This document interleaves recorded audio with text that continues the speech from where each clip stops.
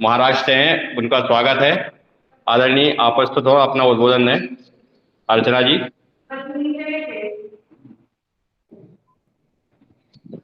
धन्यवाद sir. Mukesh sir ने आज मुझे यहाँ पर आमंत्रित किया, इसके लिए मैं बहुत बहुत आभारी हूँ। मेरा नाम अर्चना नासरे है, मैं नागपुर महाराष्ट्र से हूँ। मैं साइकोलॉजिकल काउंसलर हूँ और माइंड प्रोग्राम करती हूँ। उस साइकोसोमेटिक डिसीज पे माइंड प्रोग्रामिंग द्वारा मैं काम करती हूँ। मेरा सबसे बड़ा जो ये है टूल है वो है सबकॉन्शियस माइंड। और सबकॉन्शियस माइंड के जरिए मैं स्ट्रेस, एंजाइटी, डिप्रेशन इस तरह के पेशेंट्स को ट्रीट करती हूँ। आजकल हम देखते हैं कि बीमारियां, ज्यादातर बीमारियां ये साइकोसोमेटिक हो गई है, यानी कि शरीर में उस वो रहती नहीं, वो मन में रहती है। जैसे कुछ 3 साल पहले मैंने योग क्लासेस भी चलाए 1 साल तक। और फिर मैंने जाना कि जब मेरे क्लासेस में लोग आते थे, तब मैंने जाना कि योग तो वो कर रहे हैं, लेकिन उनके मन में कहीं कुछ और ही चलता रहता था। तो उनकी जो सोच है। मेरी आवाज आ रही है सर? मेरी आवाज आ रही है? जी जी, आ रही है, आ रही है। Okay sir. तो अरे यार, हाँ, तो मैंने जाना कि वो योग के लिए बैठते तो थे, लेकिन उनका माइंड है ना, वो घर में रहता था। घर में क्या चल रहा है, कॉन्सेंट्रेट नहीं कर पाते। फिर मैंने उनकी काउंसलिंग करना वहां पे शुरू कर दिया। तो जाना कि घर में जो जो प्रॉब्लम्स होते हैं, घर में योग के लिए तो वो आते हैं, लेकिन वो अपने प्रॉब्लम्स को भी साथ लेकर आते हैं। वो उनको दूर नहीं कर पाते। फिर मैंने काउंसलिंग सेशंस लेना शुरू किया और अपना खुद का ऑफिस भी डाला है मैंने नागपुर में। तो आज मैं उसी से रिलेटेड कुछ बोलना चाहूंगी। मैं मिरेकुलस थिंकिंग के ऊपर ज्यादा काम करती हूँ। एक मिनट।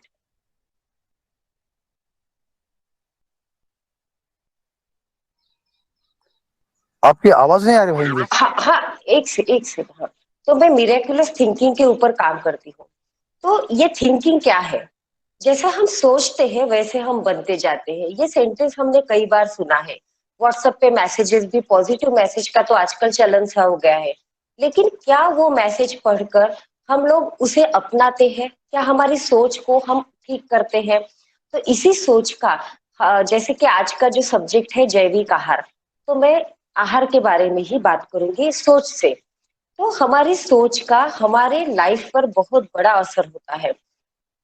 और जैसा हम खाते हैं, जैसे गृहिणियां जब खाना बनाती है, तब उनकी सोच क्या है, वो क्या सोचकर वो खाना बनाती है, उसी उस सोच के वाइब्रेशन होते हैं और वो उस खाने में उतर जाते हैं। और वही खाना घर में खाते हैं। अगर गृहिणी खाना बनाते वक्त उसका अगर माइंड डिस्टर्ब है, कुछ वो निगेटिव सोच रही है, तो उसका असर भी उस खाने पर हो जाता है। और फिर उस निगेटिविटी को हम बढ़ा देते हैं।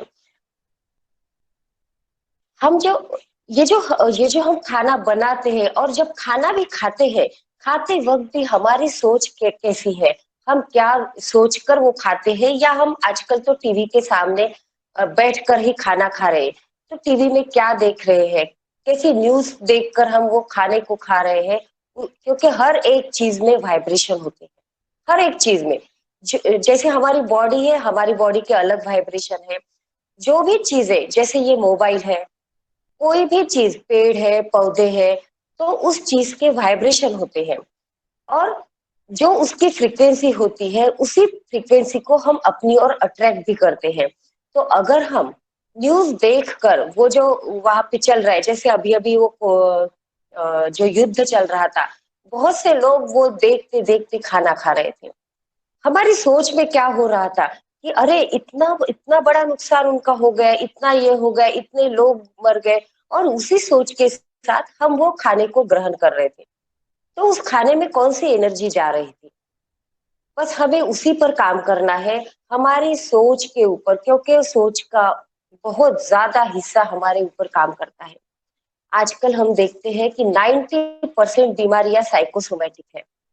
अभी जिस क्लाइंट को मैं हैंडल कर रही हूँ, एक लेडी है, 39 ईयर ओल्ड है। उनको ब्रीदिंग में तकलीफ हो रही थी, सांस लेने में। उनको एडमिट किया गया आईसीयू में। 60,000 का बिल निकला। सारे रिपोर्ट्स नॉर्मल थे, फिर भी उन्हें वो सांस लेने में दिक्कत आ रही थी।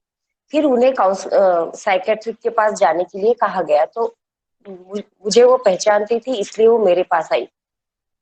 तो मैंने देखा कि जो उनको ब्रीदिंग में प्रॉब्लम आ रही थी, वो सिर्फ उनको एक घुटन की वजह से, जो उनके माइंड में एक डर बैठा था, घुटन बैठी थी, उस वजह से उनको वो तकलीफ आ रही थी। तो मैंने उनकी माइंड की रीप्रोग्रामिंग की। मैंने उनके जो भी पैटर्न्स थे, उनके माइंड में जो स्टक हुए पैटर्न्स थे, जिनमें वो फंसा हुआ महसूस करती थी, उन पैटर्न्स को मैंने डिलीट किया।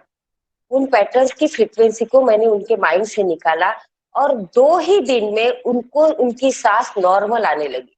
फिर मैंने उन्हें डेली योग प्राणायाम करने के लिए भी बोला और कुछ अफर्मेशंस बताई। तो आज वो लेडी पूरी तरह से हेल्दी हो गई है। तो इस तरह से हमारे माइंड में जो भी पुराने बिलीफ्स पड़े हैं, या हमारे साथ कुछ घटनाएं ऐसी घटी है पास्ट में, कि किसी ने हमें कुछ कह दिया, किसी के साथ हमारा कुछ हो गया, और वो चीजें हम गार्बेज की तरह पकड़ के रखते हैं हमारे माइंड में, और वही गार्बेज हमें बीमारियों के रूप में सामने आता है। जैसे अगर मैं अपना खुद का एग्जांपल दूं, तो कुछ सालों पहले मेरे साथ बहुत सारे इश्यूज हुए। हस्बैंड का ब्रेन हेमरेज हुआ था, मेरी भी हार्ट सर्जरी हुई थी। तो मैं भी कुछ ऐसे माइंड सेट में फंसी हुई थी कि मैंने इतनी सारी बीमारियों को, छोटी छोटी बड़ी बीमारियों को ऐसे खुद पे ले लिया था।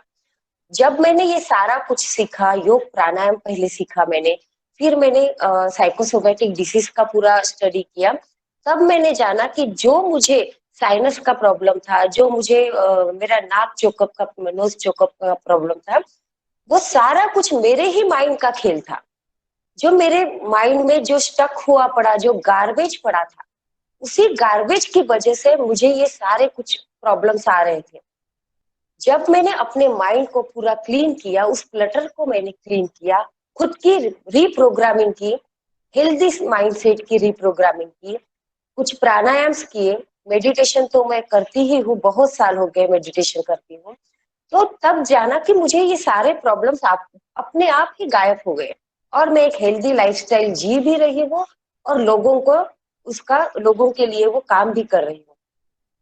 ऐसे ऐसे क्लाइंट्स आते हैं मेरे पास कि बस डर मन में है, डर उनके मन में है। एक ओसीडी का क्लाइंट था, डर उनके मन में था, बाहर तो कुछ भी नहीं था, लेकिन वो डर, उस सोच की वजह से उनको वो बीमारी हो गई थी।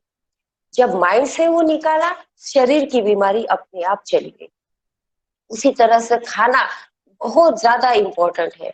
जब मैं लॉ ऑफ अट्रैक्शन सिखाती हूँ, उसमें वही सिखाती हूँ कि अपनी फ्रीक्वेंसी को किस तरह से आप हाई करें, एक पॉजिटिविटी के साथ, पॉजिटिव सोच के साथ अपनी फ्रीक्वेंसी को आप किस तरह से इस लेवल पर ले जाए कि आप वो सारी चीजें, हेल्दी लाइफस्टाइल, लंबी उम्र, स्वस्थ जीवन, बेटर रिलेशनशिप, पैसा, इन सारी चीजों को आप अपनी लाइफ में अट्रैक्ट कर सकते हो। सिर्फ करना यह है कि आपको अपनी सोच को बदलना है।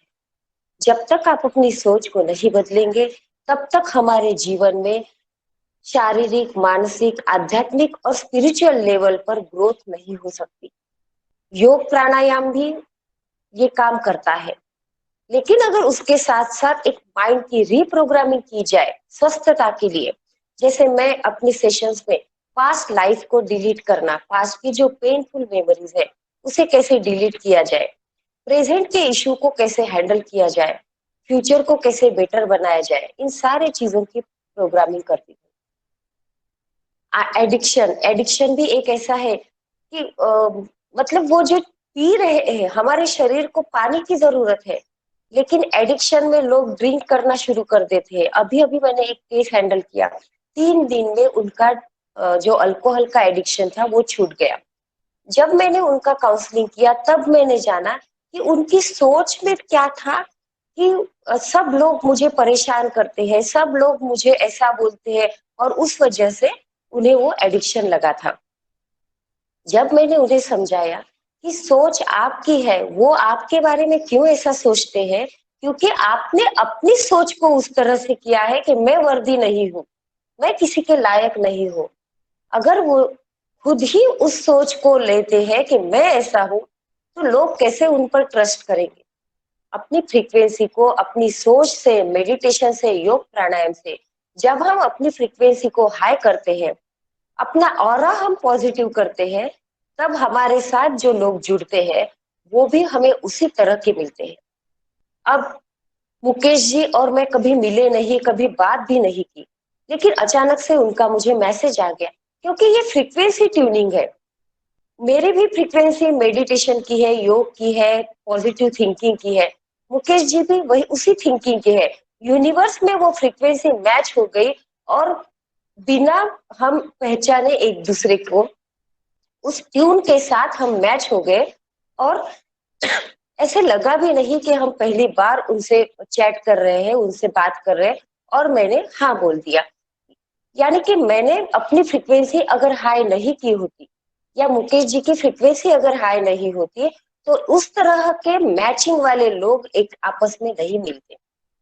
इसीलिए हम अगर निगेटिव थिंकिंग कर रहे हैं, तो हमारे साथ जो लोग मिलेंगे वो निगेटिव थिंकिंग के ही मिलेंगे। इसीलिए हमारी सोच का बहुत बड़ा असर होता है हमारे सारे लाइफस्टाइल पर, हमारे शरीर पर, हमारे रिलेशनशिप पर। आजकल हस्बैंड वाइफ के रिलेशनशिप बहुत बेकार होते चले जा रहे हैं सोच की वजह से, पेशेंस नहीं रहे। उसी तरह से अगर हम इस पॉजिटिव थिंकिंग को अपने लाइफ का हिस्सा बना लें, अगर हम योग प्राणायाम भी करते हैं और उस सोच के साथ करते हैं कि ये हमें हील कर रहे हैं, ये हमारी एनर्जी को हाई कर रहे हैं। जैसे अक्षय जी ने बहुत ही सुंदर सेशन लिया, मैंने खुद भी किया। तो इसी तरह से अगर उस हाईली फ्रीक्वेंसी के साथ हम योग प्राणायाम करते हैं, हम अपना भोजन करते हैं, हम पानी को फ्रीक्वेंसी हाई फ्रीक्वेंसी देकर पीते हैं, तो वो हमारे जीवन में मिरेकुलस रिजल्ट क्रिएट करता है। मैं जब भी मेरा फॉरगिवनेस मेडिटेशन सेशन मैं फ्री में हर महीने लेती हूँ एक सेशन।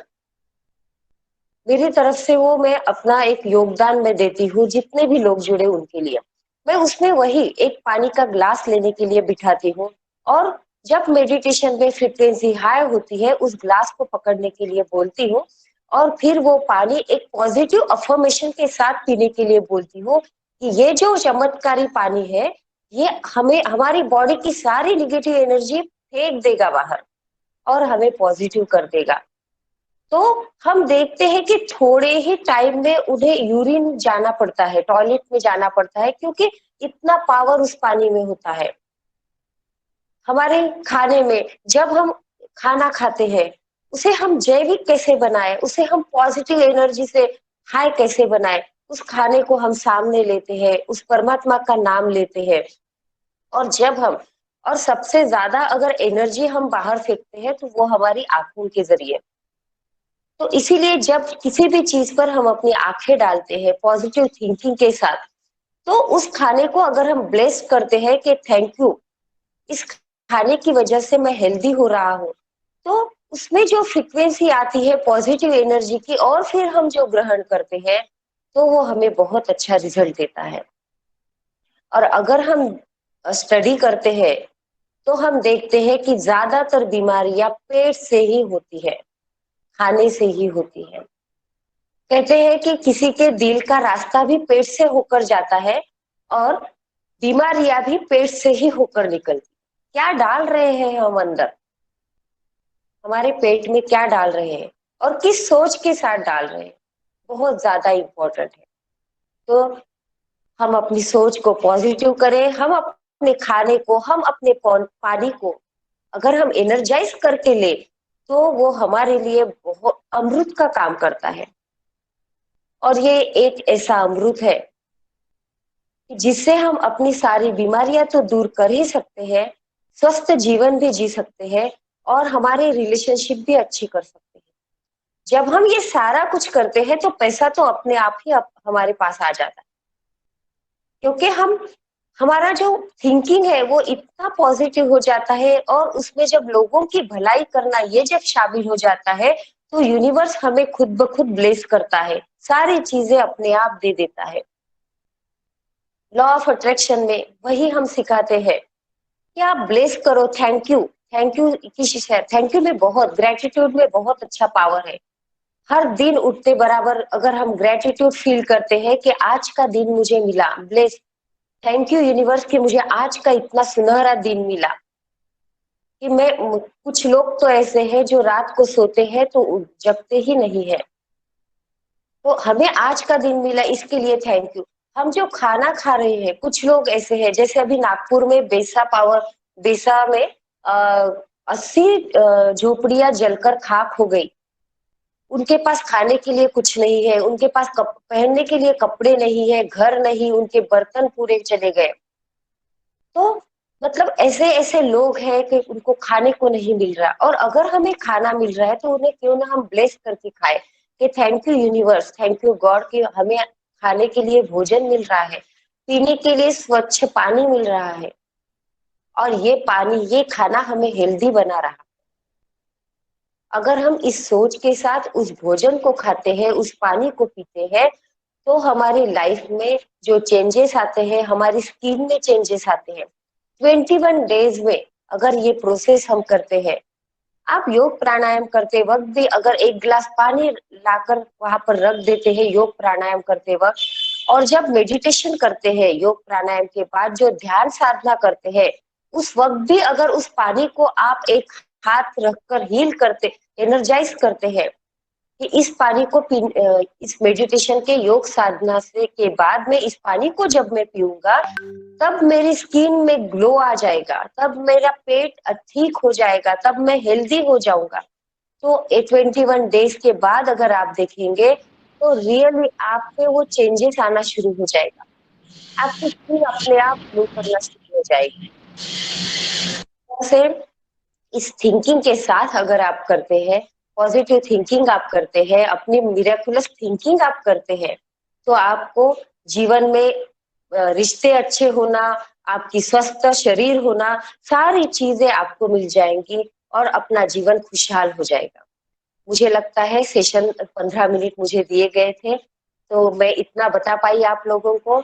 मुझे ये मौका दिया सर ने, मुकेश जी ने मुझे मौका दिया कि आपको मैं थोड़ा सा शेयर कर पाऊं, तो इसके लिए मैं उनका तहे दिल से धन्यवाद करती हूँ। थैंक यू सर, आपने मुझे यहाँ पर इनवाइट किया और मुझे बोलने का मौका दिया, इसके लिए मैं आपकी बहुत ज्यादा शुक्रगुजार हूँ। Thank you so much. धन्यवाद बहन जी, आपने कल सहज ही मेरा निवेदन स्वीकार कर लिया, इसलिए आपका बहुत बहुत धन्यवाद। आपने बहुत महत्वपूर्ण जानकारी दी। दादा जी आगे सेशन का बढ़ाइए। आदरणीय बहन अर्चना नासरे जी, आपको 15 मिनट नहीं, आप तो अभी हमें और भी आप जो आहार के बारे में आपने बताई दी पॉजिटिव सोच के, और भी हमारे शरीर पर क्या प्रभाव पड़ते हैं सोच के, वो आप सारे विषय जो भी आप देना चाहती सदन को और देने का कष्ट करें। ओके सर, जैसे मैं जो मेरे क्लाइंट्स हैं उनके जो मैं एक्सपीरियंस है उनके बेसिस पर दूंगी। क्या होता है, जो सबसे ज्यादा जो बीमारियां है वो साइकोसोमेटिक है, यानी कि हमारे शरीर पर दिखती है। जैसे मेरी एक क्लाइंट है जिसका एक तो उदाहरण मैंने अभी अभी आपको बताया कि जो ब्रीदिंग का प्रॉब्लम था, अभी तो वो पूरी तरह से ठीक हो गई थी। और उसका एक इश्यू चल रहा था कि जब भी वो कार में बैठती थी तो उसे ओमिटिंग, मतलब पेट में जाने के पहले ही, जब वो बैग पैक करती थी तो जाने के पहले ही उसके पेट में ऐसे होता था कि उल्टी आ जाएगी। तो ऐसे ही बात बात में उन्होंने मुझे बताया, तो मुझे ध्यान में आ गया कि क्योंकि ये प्रॉब्लम पहले मेरे साथ भी होती थी जब मैं ये सारा कुछ नहीं जानती थी। तो जब मैंने उनको वो प्रोग्रामिंग की, उनको बुलाया ऑफिस में मेरे, उनकी प्रोग्रामिंग की, तो मैंने जाना कि जैसे घर में भी अगर चार खिड़कियां बंद है, दरवाजे बंद है, तो उनको वही फीलिंग आती है जो ओमिटिंग वाली फीलिंग है। और पिछली बार जब वो घूमने गई थी तभी भी उनको हुआ। मैंने उनके माइंड से वो हटा दिया। मैं जो सबकॉन्शियस माइंड प्रोग्रामिंग करती हूँ उसमें जो हमारे सबकॉन्शियस माइंड की लैंग्वेज होती है, जैसे अब हम बात कर रहे हैं ये कॉन्शियसली कर रहे हैं, हम एक दूसरे को देख रहे हैं ये कॉन्शियसली देख रहे हैं, लेकिन सबकॉन्शियस माइंड की लैंग्वेज कुछ अलग होती है। उन्हें ये हमारी भाषा समझ में नहीं आती, हमारे सबकॉन्शियस माइंड को। उसे समझ आती है पिक्चर की लैंग्वेज यानी कि इमेजेस, उन्हें समझ आती है सबकॉन्शियस माइंड को वॉइस, और सबसे महत्वपूर्ण है हमारी जो फीलिंग है, जो हम फील करते हैं, एहसास जिसे हम बोलते हैं, वो समझ आता है। और टेस्ट है एक जो हम खाते हैं, वो टेस्ट ये हमारे सबकॉन्शियस माइंड की लैंग्वेज होती है। जैसे अगर मैं अभी आपसे बोलूं कि आप आंखें बंद कीजिए और लेमन के बारे में, नींबू के बारे में सोचिए, इमेजिन कीजिए कि उस नींबू को आप अपने मुंह में डाल रहे हैं और चबा रहे हैं। जैसे ही आप ये प्रोसेस करते हैं तो आपके मुंह में पानी आ जाता है। तो नींबू तो यहाँ था नहीं, ना हमारे मुंह में था, फिर कैसे हमारे मुंह में पानी आ गया? तो नींबू की जो भी मेमोरीज है जो पहले हमने खाई थी, आ गया, पानी आ गया मुंह में मैडम। पानी आ गया। तो ये क्यों हुआ? क्योंकि हमारे सबकॉन्शियस माइंड में जब हमने पास्ट में नींबू खाया था, उसकी जो देखो मेरे मुंह में तो अभी पूरा भर गया, मेरा मुंह पानी से भर गया है पूरा। तो हमारे जो पास्ट में जब हमने नींबू खाए थे, उसकी मेमोरी हमारे माइंड में स्टोर्ड है, हमारे सबकॉन्शियस माइंड में। अब ये जो हमारे पास्ट की मेमोरी हमारे सबकॉन्शियस माइंड में स्टोर है, जैसे ही हम नींबू का नाम लेते हैं, हमारा सबकॉन्शियस माइंड को लगता है कि इसने नींबू खा लिया। अभी तो हमने खाया भी नहीं, लेकिन सबकॉन्शियस माइंड की लैंग्वेज वो है कि वो फीलिंग पे, इमेज पे और वॉइस पे काम करता है।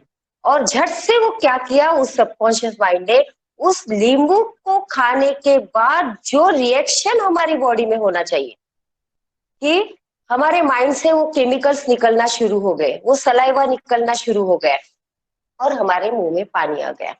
अगर एक थॉट हमारे माइंड की पूरी प्रोग्रामिंग चेंज कर सकता है, हमारे मुंह में सलाइवा क्रिएट कर सकता है, सिर्फ एक थॉट नींबू, तो आप सोचिए कि अगर मैं रोज कहती हूँ कि मेरे सर में दर्द हो रहा है, अगर थोड़ा सा दर्द है और हम कहते हैं कि मेरे सर में दर्द हो रहा है, ये एक थॉट अगर हम बोलते हैं तो हमारा माइंड कितने रिएक्शंस हमारी बॉडी में दे देगा।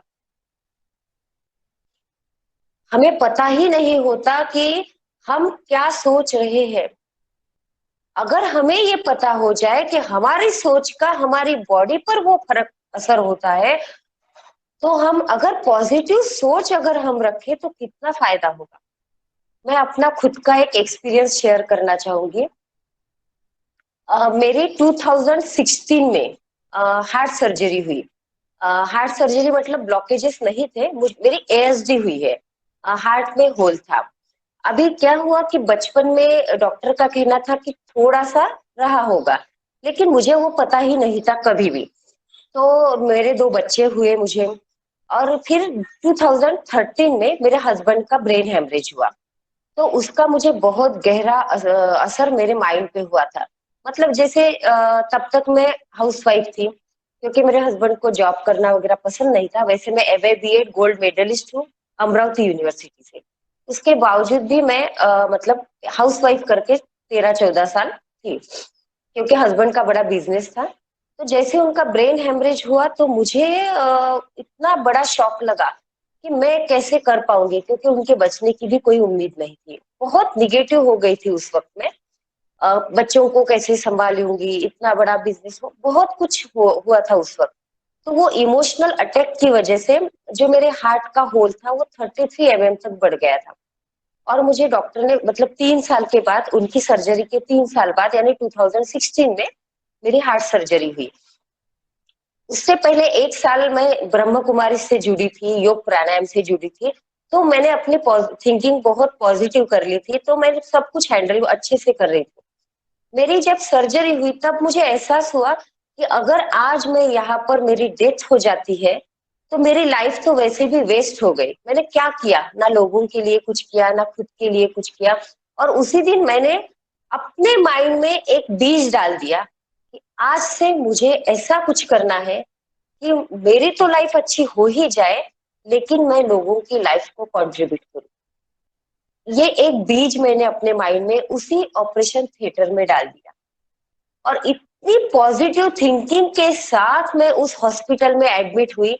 हस्बैंड तो बेड पर ही थे क्योंकि वो पैरालाइज थे। तो मैंने खुद जाकर अपनी हार्ट सर्जरी का फॉर्म भरा, खुद जाकर पैसे भरे अपनी सर्जरी के, और खुद जाकर मैं वो वहां पर गई और डॉक्टर को बोला कि मुझे आप जो चाहे कर लो, जितनी चाहे आप मुझ पर सर्जरी कर लो। 1 महीने बाद मैं पूरी तरह से ठीक होकर अपनी खुद की टू व्हीलर चलाऊंगी। ये एक बीज मैंने अपने माइंड में डाल दिया उस वक्त, क्योंकि मैं ये सारा कुछ जान चुकी थी। तो डॉक्टर भी हैरान थे कि इतने हेल्दी, तब मेरा वेट सिर्फ 35 टू 39 या 42 ऐसा कुछ था उस वक्त, बहुत कम हो गया था टेंशन की वजह से। डॉक्टर भी हैरान थे कि इतना कम वेट होने के बावजूद आपका वेंटिलेटर इतनी जल्दी निकल गया, आप आईसीयू रूम से इतनी जल्दी निकल गए। डॉक्टर भी हैरान थे, क्योंकि मेरा माइंड सिर्फ यही, माइंड में उसी सोच से मैं लेकर चल रही थी कि मुझे ठीक होकर ऐसा काम करना है, जो मेरे सपने पीछे छूट गए थे उन सपनों को मुझे पूरा करना है। ऐसी सोच के साथ मेरी रिकवरी इतनी फास्ट हुई कि वो नागपुर के सबसे बड़े surgeon, heart specialist doctor Deshpande, Swapnil Deshpande, बहुत नाम है उनका, पीके देशपांडे करके उनका हॉस्पिटल है, उस हॉस्पिटल में मेरी सर्जरी हुई। वो डॉक्टर हैरान थे कि इतनी दुबली पतली सी, इतना कम वेट होने के बावजूद, नॉनवेज वो मैं खाती नहीं थी, मैं अंडा भी नहीं खाती, मुझे प्याज भी नहीं चलता। ये सारा कुछ होने के बावजूद जो लोग रोज अंडा खा रहे हैं अपनी स्टिचेस को भरने के लिए, तो वो उनकी रिकवरी नहीं हो रही थी और मेरी रिकवरी इतनी फास्ट हो रही थी। ये सारा कुछ था मेरी पॉजिटिव थिंकिंग की वजह से, जो मैंने बीज डाला था। हॉस्पिटल से निकलने के बाद जून में मेरी सर्जरी हुई और सितंबर में मैंने अपना साइकोलॉजिकल काउंसलिंग में पीजी का डिप्लोमा करने के लिए एडमिशन किया। मैंने सर्जरी होने के बाद जब मैं गाड़ी भी नहीं चला सकती थी, डॉक्टर ने मुझे मना ही किया था, फिर भी मैंने एडमिशन के लिए फॉर्म भरा। मैंने 1 साल का डिप्लोमा किया और अपना खुद का ऑफिस डाला। फ्री में सेशन लेने लगी, मेडिटेशन, फॉरगिवनेस मेडिटेशन सेशन में मेरी मास्टरी है, वो मैं लेने लगी। मैंने अपना खुद का ऑफिस डाला। कोविड में मैंने पूरा 1 महीना लोगों को हीलिंग सेशन दिया, और जो मेरे सपने थे कि मुझे ऐसा कुछ करना है कि मेरे जाने के बाद भी मेरा नाम रहे, तो मैं बताना चाहूंगी कि 3 महीने पहले ही OMG national book of record में मेरा नाम दर्ज हुआ है, मिरर राइटिंग में। तो मतलब मैंने कितने कम दिनों में ये सारा कुछ कैसे किया, तो सिर्फ अपनी माइंड की वजह से, अपनी प्रोग्रामिंग की वजह से। और आज मैं, मेरी इतनी बड़ी सर्जरी होने के बाद भी आज मैं वो सारा कुछ काम भी करती हूँ, घर संभालती हूँ, हस्बैंड पैरालाइज्ड है फिर भी उनका भी काम देखती हूँ, अपने बच्चों को संभालना, घर में ही मेरा ऑफिस है, और आज लोगों की लाइफ में मैं कंट्रीब्यूट भी कर पा रही हूँ। और आज मतलब मैं खुद बहुत सारे लोगों को नहीं जानती, लेकिन वो मुझे कॉल करते हैं और उनको लगता है कि मैं कुछ कर पाऊंगी। मतलब इतना विश्वास लोगों के मन में आज हो रहा है। अभी 4-5 दिन पहले मुझे भंडारा के एक डॉक्टर का फोन आया कि मैडम आपका ये देखती रहती हूँ जो आप डालती हो ग्रुप में। तो वो डॉक्टर थी, होम्योपैथी डॉक्टर थी, उनका भंडारा में पिरामिड मेडिटेशन है, पिरामिड्स बनाए हैं उन्होंने, और उन्होंने मुझे कहा कि आप हमारे यहाँ सेशन दीजिए। अब मैं तो बाकी लोगों को नहीं जानती हूँ, फिर भी लोग मेरी तरफ क्यों आ रहे हैं, क्योंकि ये पॉजिटिव थिंकिंग जिस पर मैं काम करती हूँ, ये पॉजिटिव थिंकिंग हमें हेल्थ भी दिलाती है, हमें सक्सेस भी दिलाती है, हमें ऐसे ऐसे लोगों के साथ भी मिलाती है। अपने आप यूनिवर्स सारा काम करता है, ये यूनिवर्स ही हमारी सक्सेस भी दिलाता है, हमें हमें पैसा भी दिलाता है और हमें शोहरत भी दिलाता है। अब एक जो मेरी लाइफ में जितने भी मैंने केसेस किए, उसमें एक बहुत डेंजर केस जो मैं लेने वाली नहीं थी, क्योंकि मुझे गारंटी नहीं थी कि मैं वो कर पाऊंगी। एक 32 ईयर की एक लेडी थी, एक बच्चा था उसे, और ओसीडी की पेशेंट थी वो। नागपुर में उसका मेडिकल ट्रीटमेंट चल रहा था, साइकेट्रिक के पास टैबलेट ले रही थी वो।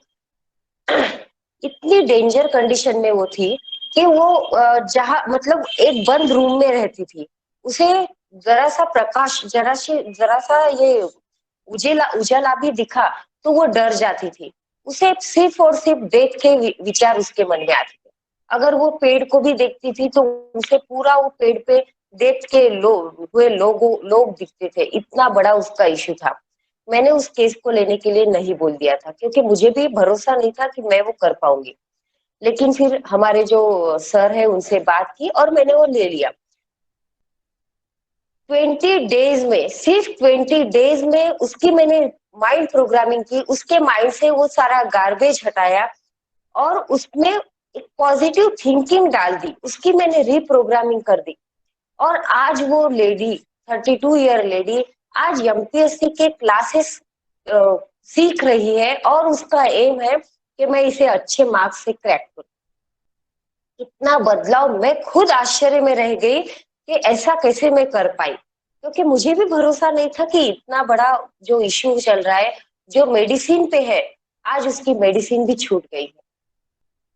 तो हम, ये जो सारी उस बीमारियां थी, ये ओसीडी, ऑब्सेसिव कंपल्सिव डिसऑर्डर, ये हमें लगता है कि ये बार बार हाथ धो रही है, बार बार ये क्या कर रही है, ये क्या कैसे सोच रही है, लेकिन ये जो माइंड का पैटर्न बना था, ये दवाइयों से कैसे ठीक होता? क्योंकि इसका माइंड में जो न्यूरॉन, हमारे माइंड में जो न्यूरॉन्स होते हैं, अगर एक न्यूरॉन में वो डिसीज का प्लांट हो गया कि मुझे ये प्रॉब्लम है, वो एक न्यूरॉन बाकी सारे न्यूरॉन्स के साथ कनेक्ट होकर माइंड को वो उस तरह के केमिकल रिलीज करना शुरू कर देता है, उस तरह की स्ट्रेस के केमिकल, उस तरह के ओसीडी के केमिकल रिलीज करना शुरू कर देता है कि हाँ, तुम सच में बीमार हो। बस एक थॉट, बस एक बीज डालने की जरूरत होती है। जब हम वो बीज डालते हैं पॉजिटिव थिंकिंग का, मिरेकुलस थिंकिंग का, बस उसी वक्त से वो काम करना शुरू कर देता है। बस उस पर हमें विश्वास रखना होता है। मैं जो भी सेशंस लेती हूँ, मेरा एक स्लोगन है कि चमत्कार होते नहीं है, चमत्कार होते नहीं है, चमत्कार करने पड़ते हैं। ये मेरा स्लोगन है जो मैं हर सेशन में बोलती हूँ। क्या आप, क्योंकि जब मैं छोटी थी, 8वीं कक्षा में थी, पता नहीं हमारे घर में मैं, मेरी बहन, भाई, ऐसे हम 3 भाई बहन थे, उनमें मैं थोड़ी अलग थी। मुझे चमत्कार ऐसे उस पर ज्यादा भरोसा था, मतलब मेरे बोलने में वही वो शब्द ज्यादा आते थे कि चमत्कार हो जाए, चमत्कार मेरी लाइफ में हो जाए, मुझे ऐसी शक्ति मिल जाए कि मैं दूसरों को ऐसे बस हाथ लगाऊं, हाथ दिखाऊं और वो ठीक हो जाए। पता नहीं, बचपन से मेरा वो थिंकिंग था कि मैं चमत्कार करूंगी। और आज जब मैं मेरी जर्नी देखती हूँ, मतलब वो बचपन का वो चमत्कार का बीज मेरे माइंड में था, और आज मैं देखती हूँ कि सच में इतने चमत्कार होते हैं मेरे सेशन में, मेरे जब मैं वो काउंसलिंग लेती हूँ तो। और ये सेंटेंस मैं सबको देती हूँ जब जो भी मेरे सेशन में जुड़ते हैं, कि अगर आपकी लाइफ को चेंज करना है तो आप ये मत सोचिए कि कोई आएगा, कोई ऐसा डॉक्टर आएगा, कोई ऐसी काउंसलर आएगी, कोई ऐसा योग टीचर आएगा और आपकी लाइफ को चमत्कार रूप से चेंज करेगा। ये नहीं होगा। ये लोग आपको सिर्फ गाइड करेंगे, मार्ग दिखाएंगे, रास्ता दिखाएंगे। चमत्कार आपको ही करने पड़ते, चमत्कार होगा नहीं, करना पड़ेगा। और यही सोच के साथ में ये जो 3-4 साल से आगे बढ़ रही हूँ, तो सच में ऐसा कभी कभी जब मैं अपनी जर्नी को देखती हूँ तो लगता है कि कितने चमत्कार मेरी लाइफ में हो रहे हैं। बस उस बीज को डालने की जरूरत है, अपने माइंड की रीप्रोग्रामिंग करने की जरूरत है। ऐसा नहीं है कि मेडिसिन काम नहीं करती, लेकिन अगर हम उस मेडिसिन को लेते वक्त हम बीमारी के लिए हम मेडिसिन ले रहे हैं, इस थॉट को अगर हम डाल रहे हैं कि मैं बीमार हूं और मैं मेडिसिन ले रही हूं, मुझे खांसी है इसलिए मैं दवा ले रही हूं, अगर इस थिंकिंग के साथ हम वो दवाई ले रहे हैं तो क्या ये दवाई काम करेगी? बिल्कुल नहीं करेगी। लेकिन मुझे स्वस्थ होना है और ये दवाई मुझे स्वस्थ करने वाली है। अगर इस थिंकिंग के साथ हम वो दवाई लेते हैं तब वो हम पर काम करती है। इसलिए हमने देखा है कि बहुत सारे लोग बीमारी से ठीक होने में बहुत टाइम लेते हैं, जबकि बीमारियों से जल्द ही ठीक हुआ जा सकता है। सिर्फ आप क्या अंदर डाल रहे हो, आप क्या भोजन डाल रहे हो, क्या दवाई अंदर डाल रहे हो, इसकी सोच के साथ आप ये डाल रहे हो। जब आप इससे समझ लेते हो तब तब आप हमारी बीमारियां दूर होती है, हमारी थिंकिंग चेंज होती है। दवाई भी ले रहे हैं, उसे भी आप ब्लेस कर कर अगर लेते हैं, जैसे हाथ में दवाई रख दी, हमें पता है कि ये दवाई मुझे इस बीमारी के लिए दी गई है। जब हम ये करते हैं और उस दवाई को हम बोलते हैं कि ये दवाई लेकर मैं स्वस्थ होने वाली हूँ, thank you thank you thank you, उसे ब्लेस करते हैं और उस ब्लेसिंग के साथ जब हम उस दवाई को लेते हैं कि ये मुझे हील करने वाली है, ये मुझे हेल्दी करने वाली है, तब देखिए उस वही दवाई जो पहले 1 महीना 2 महीना ले रही थी, वो दवाई 8 से 10 दिन में काम करना शुरू कर देती। जहां पर जरूरत है दवाई की, वहां पर बहुत ज्यादा लेनी भी चाहिए, लेकिन उस थिंकिंग के साथ। उसी तरह से जो माइंड का क्लटर जो आजकल बहुत ज्यादा बढ़ गया है, हमारा माइंड शांत ही नहीं रहता। एक दिन में हमारे पास 60,000 थॉट्स चलते हैं और ज्यादातर हम देखते हैं कि वो जो थॉट है वो निगेटिव होते हैं। किसी ने मुझे कुछ कह दिया, किसी ने कुछ कह दिया, बस उसे लेकर, उसने तो एक बार कहा, उसने तो थप्पड़ एक ही बार मारा, लेकिन उस थप्पड़ को याद करके हम कितना कितना कुछ करते हैं। उस थप्पड़ को हम याद करके कि उसने मुझे थप्पड़ मारा, वो कितनी थप्पड़ का एहसास हम करते हैं। और जैसे कि मैंने अभी बताया कि एक फीलिंग कितने बड़े रिएक्शन हमारी बॉडी में करता है, हमारे माइंड से कितने सारे केमिकल्स रिलीज करता है। अगर किसी व्यक्ति ने हमें थप्पड़ मारा और उस थप्पड़ को एक बार मारने के बाद हम 100 बार याद कर रहे हैं कि उसने मुझे थप्पड़ मारा, उसने मुझे थप्पड़ मारा, तो उसकी फीलिंग जो रिग्रेट है, जो हमारा अपमान हुआ है, उसकी फीलिंग कितनी बार हम जनरेट कर रहे हैं हमारे माइंड में। और उस फीलिंग के साथ, उस गुस्से की फीलिंग के साथ हम अपने ब्रेन को क्या मैसेज दे रहे हैं और हमारा ब्रेन कौन से केमिकल रिलीज कर रहा है हमारी बॉडी में। क्या होगा, कुछ ही दिनों में हमें एंजाइटी आने लगेगी। हमारे हाथ ऐसे किसी को मारने के लिए तड़पेंगे, किसी चीज को फेंकने के लिए। क्यों होती है एंजाइटी? ऐसे ही होती है। कुछ थॉट मन में आ गया, कुछ थॉट हमारे मन में आ गया, उसे बार बार हमने रिवाइज कर दिया, फीलिंग जनरेट कर दी, और उसी से रिलेटेड जो स्ट्रेस वाले केमिकल्स है ब्रेन ने निकालना शुरू कर दिया और वो हमारी बॉडी तक पहुंचना शुरू हो गया। और ये जब ज्यादा हो जाता है तो हमें एंजाइटी आती है, तड़पते हैं हमारे हाथ किसी चीज को। कोरोना में तो इतना ज्यादा हुआ था, मतलब कोरोना में तो ऐसा पैक थे लोग और अंदर ही अंदर बस सब लोग मर रहे हैं, सब लोग मर रहे हैं, हम भी मर जाएंगे, हमें भी कुछ हो जाएगा, हमारा दम भी घुटेगा। कितने सारे, अब आप योग से जुड़े हैं तो आपको पता होगा कि कोरोना काल में कितने सारे लोगों को सांस लेने में दिक्कत हुई थी, दम घुटने लगा था उनका। ये सारा सोच का खेल था। कोरोना के पीरियड में जब मैं 21 डेज तक मैंने फ्री में हीलिंग सेशन लिए, तब जो हॉस्पिटल के बेड से मेरे सेशंस अटेंड किए लोगों ने, जब जो हमारा घर है, हमारे घर के चारों ओर कोरोना के पेशेंट थे, सिर्फ हमारा घर बचा था, पूरा पैक किया हुआ था। तो मेरी सोच क्या थी कि मुझे पता था ये कोरोना हमारे माइंड में था, मतलब वो जो बीमारी थी वो हमारे माइंड में थी। हमारी माइंड में वो जब वो बीमारी आ गई डर की, मरने की, तो हमारे जो इम्यून सिस्टम है वो घुटने टेक देता है, क्योंकि थॉट वो डाला, केमिकल वो रिलीज हुए, तो हमारे इम्यून सिस्टम के पास भी मेमोरी होती है। ये थोड़ा अलग टॉपिक, बहुत बड़ा टॉपिक है, फिर भी थोड़ा सा बताती हूँ कि हमारे इम्यून सिस्टम के पास, हमारे हर एक सेल्स के पास मेमोरी है।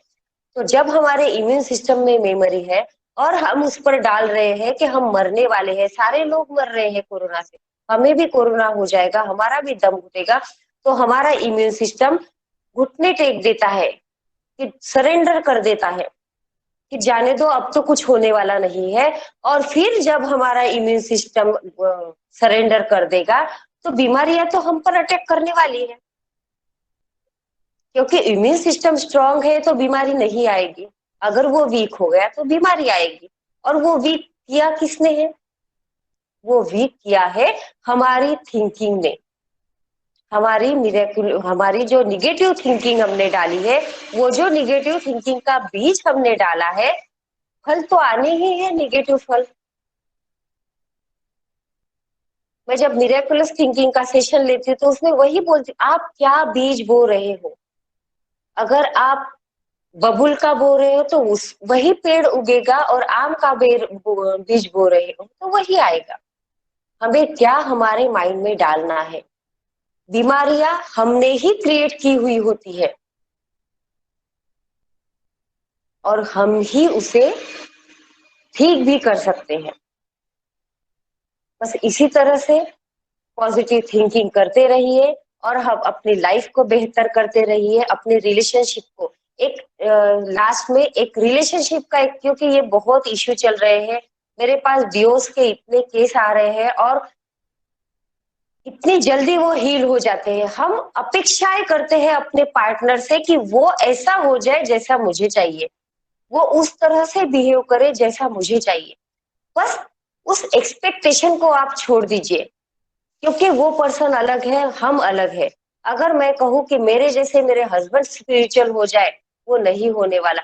मेरे जैसा अगर सामने वाला मेरा फ्रेंड वो उस तरह की बातें करने लगे, नहीं होगा।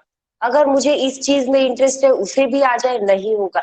अपेक्षाएं करना बंद कीजिए, वो जैसा है उसे स्वीकार कीजिए।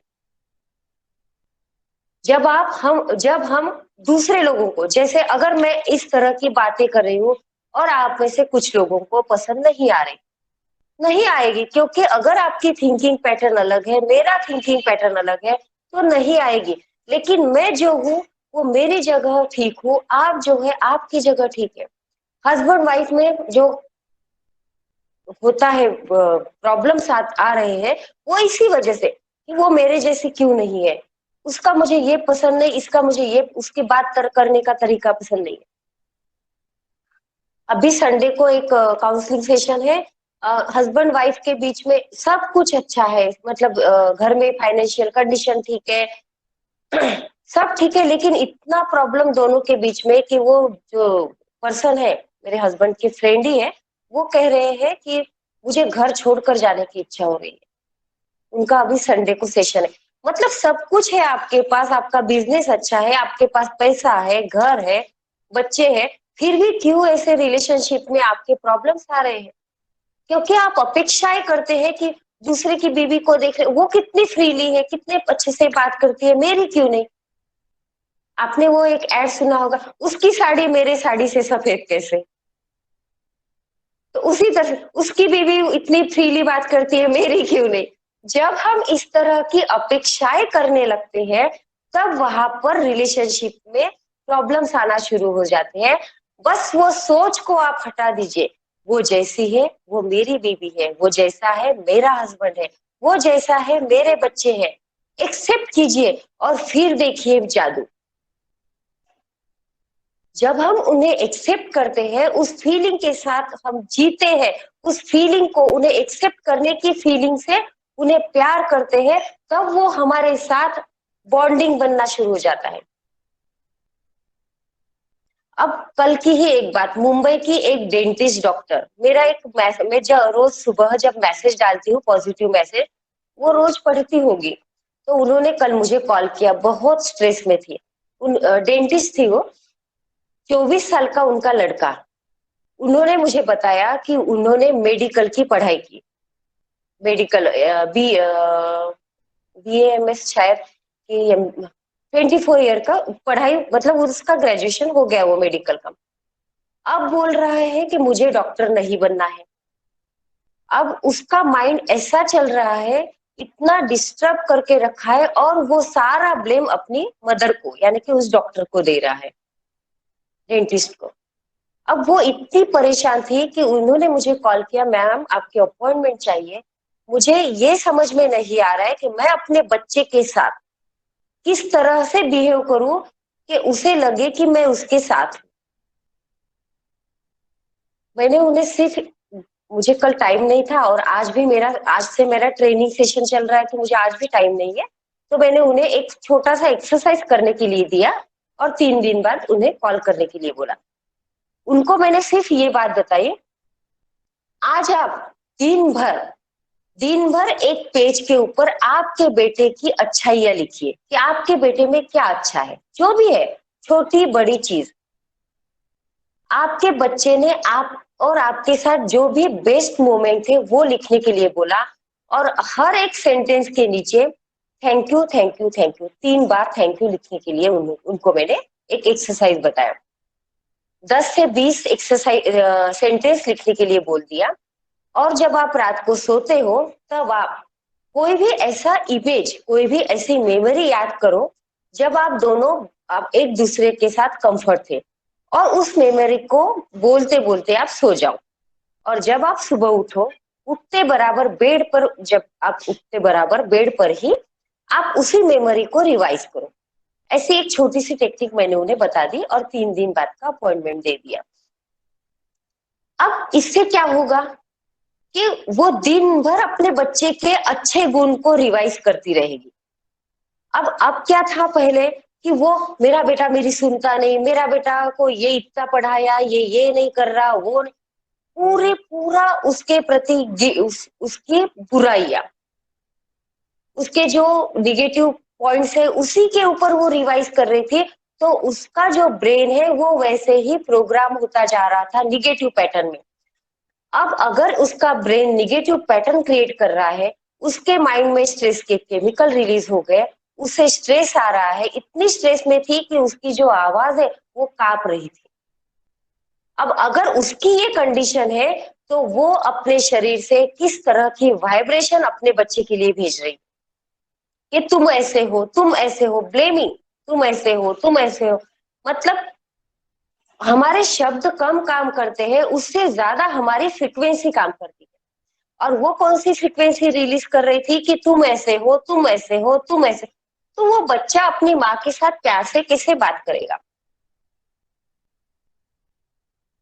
मैंने उन्हें ये एक्सरसाइज बताई और बताया कि 3 दिन मुझ पर विश्वास करके आप ये करो। अब वो 3 दिन क्या करेगी, मेरे बेटे ना ये अच्छा है, मेरे बेटे का वो अच्छा है, मेरा एक बेटा ये अच्छा है मेरे साथ। दिन भर वो 3 दिन सोचती रहेगी, उसके माइंड की एक प्रोग्रामिंग हो जाएगी कि मेरा बेटा अच्छा है। उनके ब्रेन से वो पॉजिटिव केमिकल्स, खुशी वाले डोपामाइन निकलना शुरू हो जाएगा। जैसे ही वो पॉजिटिव केमिकल डोपामाइन निकलना रिलीज हो जाएगा, उसकी बॉडी की जो फ्रीक्वेंसी है, पॉजिटिव फ्रीक्वेंसी, ब्लेसिंग की फ्रीक्वेंसी, वो रिलीज होगी, वो उसके बच्चे तक पहुंचेगी और वो बच्चे का पॉइंट ऑफ व्यू भी चेंज हो जाएगा उसको देखने। इस तरह से अगर हम काम करते हैं, अब मैं दूसरों का उदाहरण देती हूँ, मैं अपने घर का ही एक उदाहरण देती हूँ। मेरी बेटी जो है 12th स्टैंडर्ड में है, अभी पढ़ाई में बहुत अच्छी है, सब बहुत अच्छा चल रहा था। अभी जो फ्रेंड के साथ वो पढ़ाई कर रही थी, उसकी फ्रेंड ने एक कोर्स लगा लिया। तो अभी क्या हुआ, उसने वो कोर्स लगा लिया, इसकी तो मेरी फ्रेंड का और मेरी बेटी का और उस फ्रेंड का बातचीत जो करना है, वो जो वीडियो कॉलिंग करके एक दूसरे के साथ पढ़ाई करती थी, मतलब वीडियो कॉल लगा के रख दिया और पढ़ाई करती थी एक दूसरे के साथ डिस्कस करके। अभी वो पैटर्न मेरी बेटी का टूट गया। अभी JEE की एग्जाम आने वाली है, अब ये डिस्टर्ब हो गई कि क्योंकि उसके साथ की से जरूर, मतलब वो ये हो गया था ना कि उसका साथ है और ये पढ़ाई कर रहे हैं, तो ये पैटर्न उसका टूट गया, उसका ब्रेन हो गया डिस्टर्ब। अब 3-4 दिन से ये बिल्कुल पढ़ाई नहीं कर रही मेरी बेटी, जबकि उसे हमें बोलना नहीं पड़ता कि तुम पढ़ो। अब 3-4 दिन हो गए, हम देख रहे हैं कि वो मोबाइल पे, बस मोबाइल पे लगी है, खेल रही है, घूम रही है। और जब मैंने हम दोनों ने, मेरे हस्बैंड ने और मैंने देखा कि ये मतलब पूरी डिस्टर्ब हो गई थी, पढ़ाई छोड़ दी थी, इसके बराबर हो गया था। अब मुझे तो वो समझ में आया कि उसके ब्रेन का जो पैटर्न था कि उसकी फ्रेंड के साथ, विधि नाम है उसका, तो विधि के साथ जब वो मेरी बेटी खुशी, ये जब साथ में पढ़ते थे तो बहुत अच्छे से पढ़ते थे। अब इसके ब्रेन को वो हैबिट पड़ गई थी कि उसके साथ स्टडी करने की। अब उसका वो हैबिट छूट गई, तो इसका पढ़ाई से मन उब गया। अभी 3-4 दिन से वो पूरा टाइम वेस्ट कर रही है। तो मुझे ध्यान में आया कि इसके ब्रेन का जो पैटर्न है, अब इसको हमें चेंज करना होगा। लेकिन घर की मुर्गी दाल बराबर, घर का डॉक्टर कुछ काम का नहीं। इस तरह से मैं भी अपने बच्चों के कुछ काम की नहीं। मुझे जो भी करना है इनडायरेक्टली करना पड़ता है। तो मैंने क्या किया, रोज जब वो, और मुझसे भी उसका जो है चिड़चिड़ बढ़ गई थी, क्योंकि मैं उससे बोलती थी कि तुम टाइम वेस्ट कर रही हो, तुम्हें पढ़ाई करना चाहिए, थोड़े दिन बचे। तो वो मुझसे भी थोड़ा दूर होती चली जा रही थी।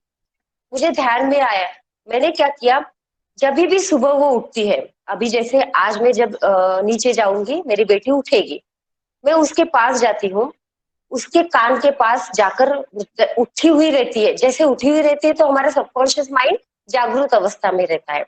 मैं उठते बराबर उसको हक करती हूँ, उसके कान में I am sorry, please forgive me, thank you so much, I love you, ये 4 सेंटेंस में बोलती हूँ। मतलब ये 4 दिन की ही प्रोग्रामिंग जो मैंने अभी उसकी की, और उसका रिजल्ट भी मैं अभी आपको बताऊंगी। रोज सुबह में उठी हूँ, वो रिस्पॉन्स नहीं देती। दूसरे दिन भी मैंने वही किया, उठते बराबर, क्योंकि मुझे पता था कि उठते बराबर उसका सबकॉन्शियस माइंड जागरूक है, वो मैसेज को जल्दी ले लेगा। फिर दूसरे दिन मैंने वही किया, उसको हक किया, उसके कान के पास, कान में ऐसे मुंह रखकर, I am sorry, please forgive me, thank you so much and love you, ऐसे बोलना शुरू किया। 4 दिन मैंने ये किया, बाकी कुछ नहीं बोला।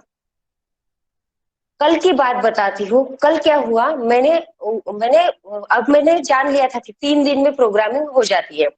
चौथे दिन मैंने उसे कहा, बेटा तुम्हें नहीं लगता कि तुम्हारा टाइम वेस्ट हो रहा है?